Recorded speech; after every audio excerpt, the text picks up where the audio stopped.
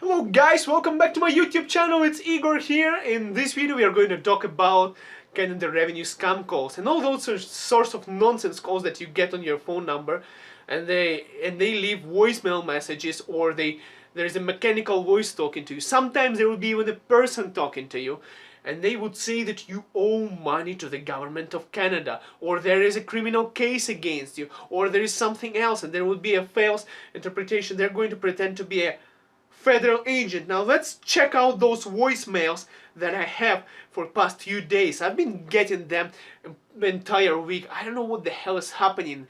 They just keep on calling. Listen up. Action executed by the Canadian Treasury, intending a serious attempt in ignoring this will be an intentional second attempt to avoid initial appearance before a magistrate judge or grand jury for a federal criminal offense. This is the final attempt to reach you. To resolve this issue immediately, and to speak to a federal agent, callback number 613. Message deleted. Saved message Tuesday, 12:02 p.m. Of this call is to inform you that CRA is filing a lawsuit against you.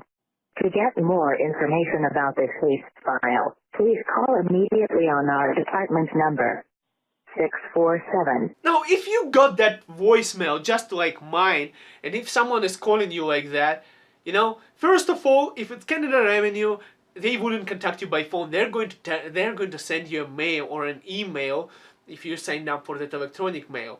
So what you have to do in this case is, if you are really worried about your taxes and that you actually owe something to Canada Revenue, just go to Canada Revenue website, dial their 1-800 number and contact them, find out if you actually owe anything. Don't give any of your personal information to those people on the phone who are claiming to be federal agents when they are not even. So if you got a phone call and by any chance you provided any information, or even you got a phone call from that phone number, call this number. It's 1-888-495-8501. It's Canadian Anti-Fraud Center. Now, you can also call non-emergency line of your local police. For example, I spoke to a police lady in Calgary, and she said that the more awareness about this thing there is in a community, the better, because there are so many people who are getting scammed, and there is almost no way to get your money back. If they get your money back in those gift cards and stuff, most likely they're going to say, hey, you have to go to an authorized building that is 7-Eleven and your location, blah blah blah, get the gift card, or we will press charges against you and you're going to jail, you know, something like that crap. You know, don't trust that bullshit. It's not real federal agents. They're targeting immigrants, those people who do not have English as their first language. They're targeting senior people, and they're trying to get like $5,000 something from you. Then this is just awful. And they have one lady who is calling, who is transferring you to her supervisor, who is transferring you to some other officer, and they're making up a story. And most important part is, you don't even call them back. Don't call that phone number that they give you on the machine.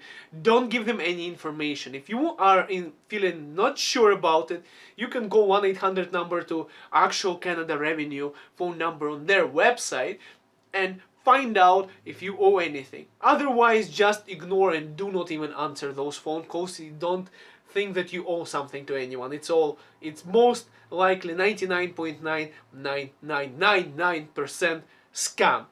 Alright, let me show you my conversation with one of those agents. Unfortunately, I do not have the entire piece.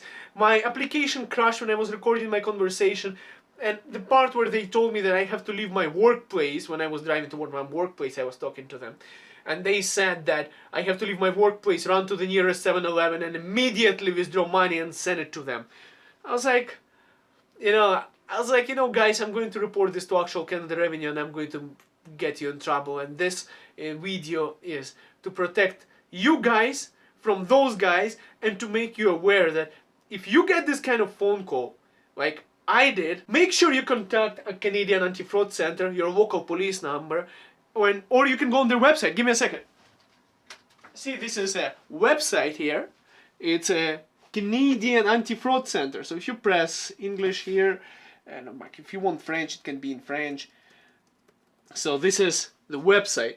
You can log in here and you can report it from this website, or call this phone number and report it, or call your local non-emergency police phone number like RCMP or City of Calgary, City of Toronto, wherever you are, call your local police and report it. The thing is, they have that cloud technology. They fake the phone number. They can call you from your mom's number if they want to. They have like a computer that they can software. They call you from a cell phone and they send a signal in such a way that they can be calling you from any number they want to, and it's almost impossible to track them down. But the police told me that they actually got a group of people who did that last year, and if you report it in a timely manner right after you got that phone call to these guys, there is a higher chance that they're going to get busted. There is a higher chance that those people are going to jail for quite a long time. Impersonating a federal agent, I believe it's about 5 years jail in Canada. They can go, might not be in Canada. There might be Interpol involved. There might be, different federal agencies. Doesn't matter. As long as those people get busted, you know how much money they make by scamming honest people who are willing to pay their taxes? It's just so bad. Check this, my conversation, and look at those things, what they are saying to me.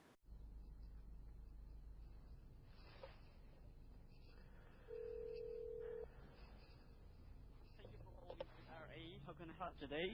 Hello, it's Igor. Yeah, I just spoke to Nicole. I had some bad connection with my phone, so I'm just calling back. Okay. I had some phone call from this phone number, and it was saying there is some kind of lawsuit against me or something. Okay, thank you for holding line, Mr. Igor. Yeah. So first of all, you just write it down my best ID number and my name, okay, and your case file number. Okay. Okay. As you know, I am Jason Walker. My best ID is 514752, and your case file number is DC1982. Okay. DC1982. So, Mr. Igor, today the reason of the call is to inform you that you are being listed as a primary suspect in a case being filed by the CRA. And I have received a legal case paper against your name, which says that there is outstanding tax liability under your name, and you also tried to commit a fraud with the CRA. So are you aware of this situation? Well, not yet, but now probably, since you called me. Okay. I was not aware. Okay. Okay. So let me relay all the information from the affidavit first. Okay. Okay. But before I proceed, I'd like to notify you that the line on which we are talking right now are federally recorded and monitored by the local authority, the local RCMP department. I'll appreciate if you do not interrupt me between while I'm reading this affidavit. I'll address all your questions regarding this affidavit once I'm done, okay? Okay. The CRA, after undertaking a statutory audit of your tax filings between the year of 2013, it concluded that the tax worth $5,896 have been underpaid by you. The CRA has discovered strong evidence that this was not a result of innocent negligence. Rather, we have a reason to believe that it was a willful act done with intent to defraud the CRA. The CRA is not claiming that you are not paying your taxes.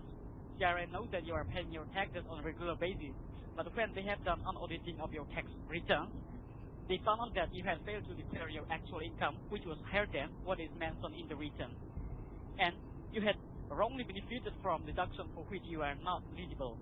And every year you pay the less taxes than you are supposed to pay. So CRA has decided to press 4 allegations against you. These are count 1, violation of federal tax regulation.